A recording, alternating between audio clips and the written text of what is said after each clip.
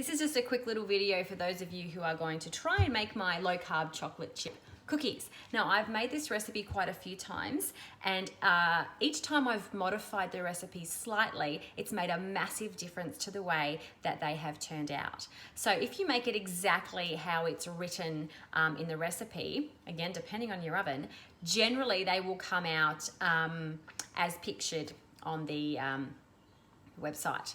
If you add a little less almond meal, they will just melt and flatten out in the oven and come out like a big round flat cookie.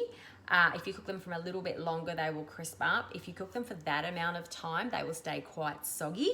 If you do them with stevia, which is my latest experiment this morning or this afternoon, I've just made a batch, exactly 3 cups of almond flour and 1 stick of butter, 250 grams of butter. And I added being very creative, I added a squirt of the caramel stevia and then 2 little scoops of that. And it was my intention to make the recipe without xylitol because I don't like xylitol and it doesn't like me. So it was great. And then I remembered that I wanted to make it using the adrenal switch. So this is the chocolate adrenal, and this is also flavored with stevia. So what I did was put the caramel stevia and then the plain stevia powder and then 2 scoops of this in there, which also had stevia in it. So they came out really, really sweet.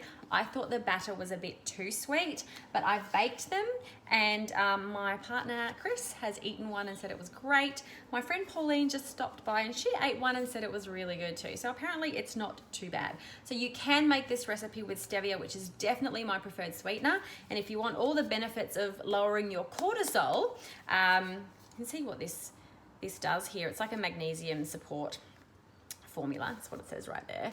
And it's got heaps of other really, really cool benefits as well. It gives you a really good night's sleep and just really supports your adrenals and keeps your cortisol levels low. So if you're stressed out, you need to bake cookies with this.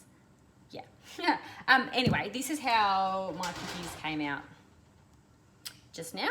And they were baked for about 13 minutes. Again, makes no difference because your oven's different to mine. But they've come out tasting good. I'm trying to find one that's, I'll just break it. So they're a little crumbly, not too bad. You can see they're a little soft in the middle, which is really nice.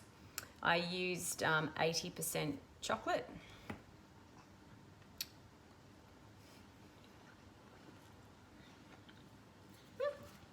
They're quite sweet.